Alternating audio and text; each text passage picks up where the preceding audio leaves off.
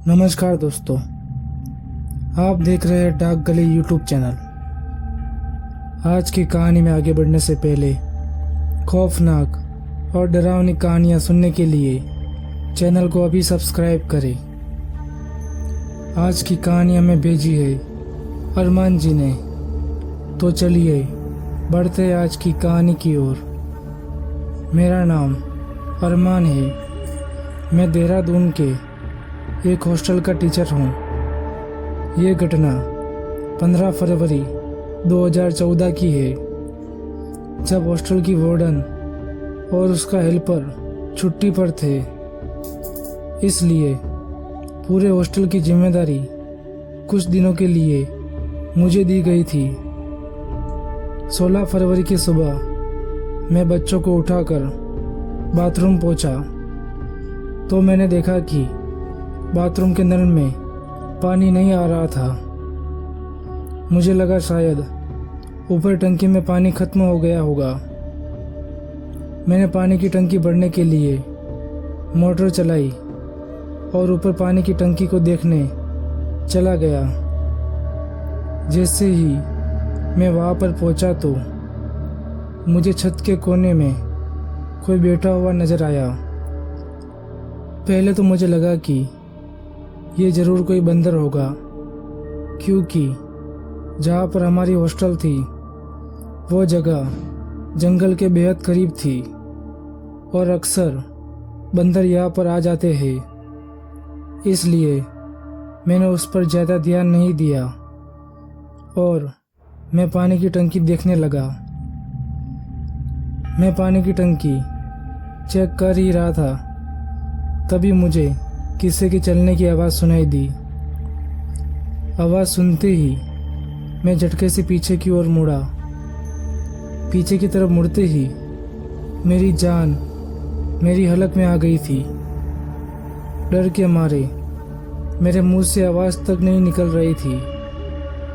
अब जो मेरे सामने था वो वैसा ही था जैसा यहाँ के स्थानीय लोग बताते हैं।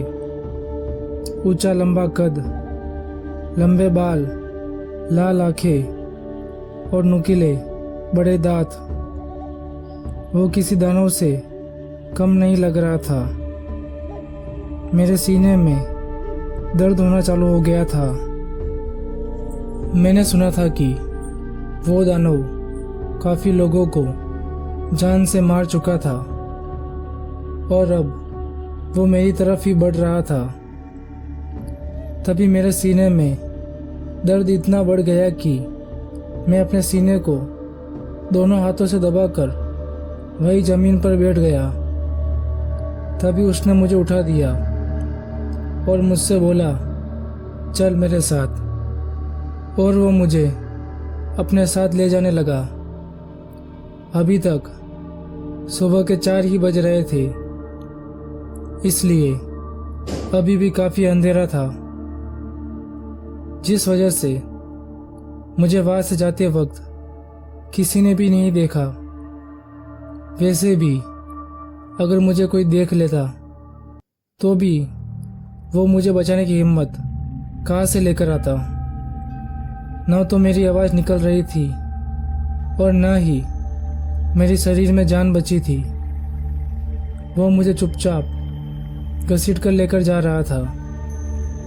थोड़ी देर बाद वो दानव और मैं पास ही के एक पुल के पास पहुंच गए और उसने मुझे पुल के किनारे खड़ा कर दिया।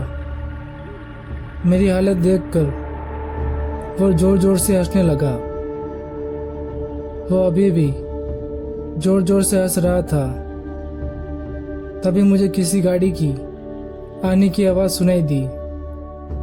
जब मैंने उस आवाज़ की ओर देखा तो पता चला कि वो मेरी ही हॉस्टल की बस है।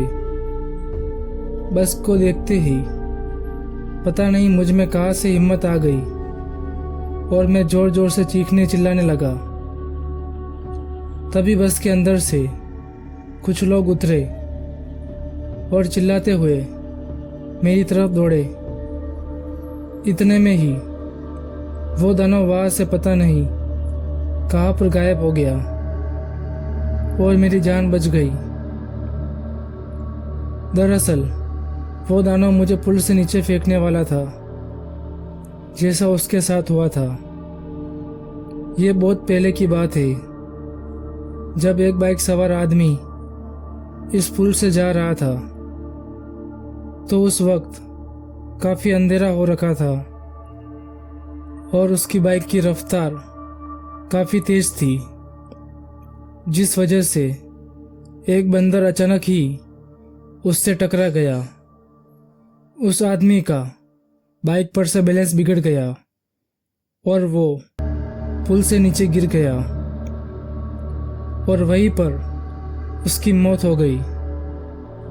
इसके साथ ही उस बंदर की भी मौत हो गई थी, जिससे वो टकराया था, जिसके बाद कई सारे लोगों को उस अजीब दानव ने पुल से धक्का देकर मार दिया था। वो सिलसिला आज भी यहाँ पर चालू है। तो दोस्तों, आज की कहानी में बस इतना ही। अगर ये कहानी आपको अच्छी लगी हो तो वीडियो को लाइक करें और चैनल को सब्सक्राइब करें।